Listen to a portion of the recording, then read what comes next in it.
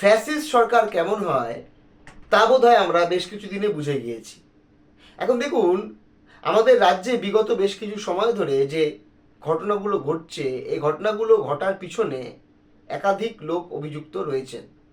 কিন্তু এই সমস্ত ঘটনাগুলোর পিছনে আমরা যদি একটু খতিয়ে দেখি, আমরা দেখব এই ঘটনাগুলো ঘটার পর এই মিডিয়া, যাদেরকে আমরা মধ্যে দিয়ে আমরা আমাদের চারপাশকে জানি চিনি, এবং সাধারণ মানুষের কাছে তো এই মিডিয়াই সব থেকে বড় মাধ্যম খবর চারপাশের ঘটনা জানার জন্য, এরা কেমন চুপ করে গেছে।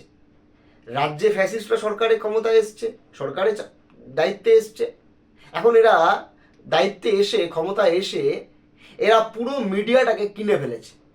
দু একটা মিডিয়া, মানে যেগুলো ছোট মিডিয়া, মেন স্ট্রিম মিডিয়া নয়, এবং নির্দিষ্টভাবে কিছু অন্য ধরনের মিডিয়া যারা নির্দিষ্টভাবে মেহনতি মানুষের পক্ষে কথা বলে, এরা বাদ দিয়ে অধিকাংশ বড় বড় মিডিয়া হাউস তারা বেমালুম সমস্ত খবর চেপে দিচ্ছে।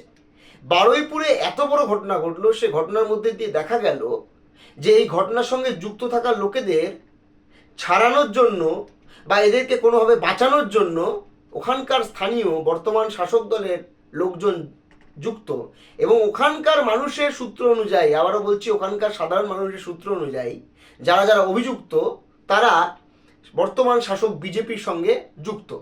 দেখুন, আমি এটা বলছি না যে ধর্ষক বা যারা এই ধরনের ক্রিমিনাল অফেন্স করে তাদেরকে ধর্মীয় পরিচয় দিয়ে বা রাজনৈতিক পরিচয় দিয়ে তাদেরকে দেখা উচিত নয়। তারা খারাপ লোক, তাই তাদেরকে খারাপ লোক বা বাজে লোক বা ক্রিমিনাল হিসাবেই দেখা উচিত।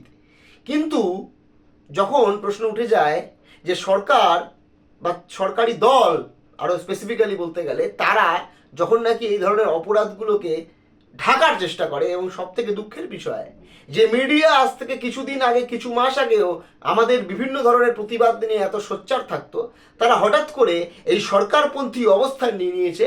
এই মিডিয়ার এই আসল মুখস্থ খুলতেই হবে। বড় বড় মিডিয়া হাউস মনে হচ্ছে বিজেপির পয়সায় এরা চলছে, এবং এরা কথায় কথায় মাকু সেকু বলছে। দেখুন, সেকুলার হওয়াটা আমাদের দেশের সংবিধান অনুযায়ী এটাই আমাদের হওয়া উচিত। এখন যারা সেকুলার হওয়া নিয়ে কথা বলছে তাদের আসলে তারা সংবিধান বিরোধী এবং ভারত বিরোধী। আসলে এরা তো ফেকু, তাই এরা মাকু সেকু বলবে, কারণ এদের মার্ক্সবাদের ধারণা সাধারণ মানুষের ধারণার সঙ্গে এদের মেলে না, সেকুলারিজম ধর্মনিরপেক্ষতাতে মেলে না। এরা ফেকু, এরা বলে এক করে আর এক। এরা ভোটের আগে মানুষকে এক ধরনের প্রতিশ্রুতি দেয় এবং ভোটের পর মানুষের দোকান ভেঙে ফেলে। ধর্ষণের শিকার হলে সেই আসামি পালিয়ে যায় এবং সেই নিয়ে কথা হয় না, প্রতিবাদ করলে তার বিরুদ্ধে অন্য ধরনের কথা বলা হয়।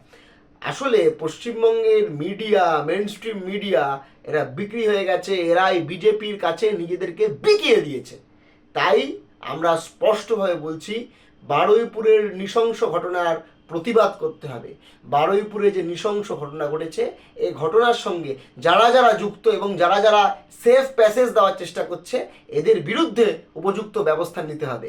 এতে সাধারণ মানুষের প্রতিবাদকে যারা দমন করতে আসবে বা আটকাতে চেষ্টা করবে, তারা যদি ভাবে যে সাধারণ মানুষকে তারা আটকে দেবে, তার প্রতিবাদকে আটকে দেবে, তারা ভুল করছে।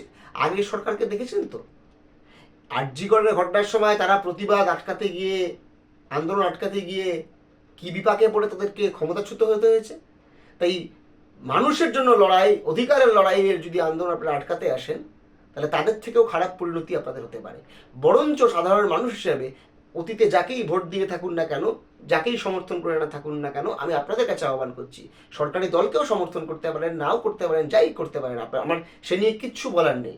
রাজনৈতিক সত্তার ঊর্ধ্বে গিয়ে একজন সাধারণ মানুষ হিসেবে মানবিক যদি হয়ে থাকেন, তাহলে এই ঘটনার প্রতিবাদ করুন এবং এই দালাল মিডিয়াগুলোর মুখোশগুলো খুলুন, যারা আসলে মিডিয়ার রূপে এরা এরা কোনো মিডিয়া নয়, এরা হচ্ছে বিজেপি এবং শাসক দলের কেবল লেজুর বৃত্তি করতে এরা এই চ্যানেলগুলো চালাচ্ছে।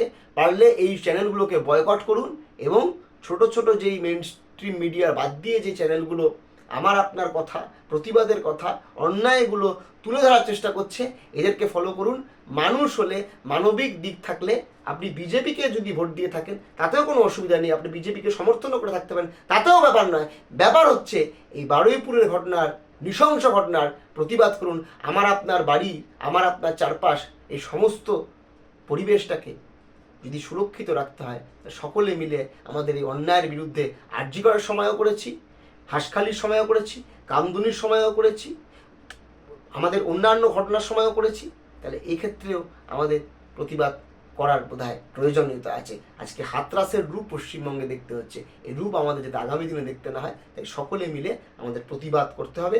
বিচার চাই, আমরা কেউ অরাজকতা চাই না, কিন্তু আমরা বিচার চাই।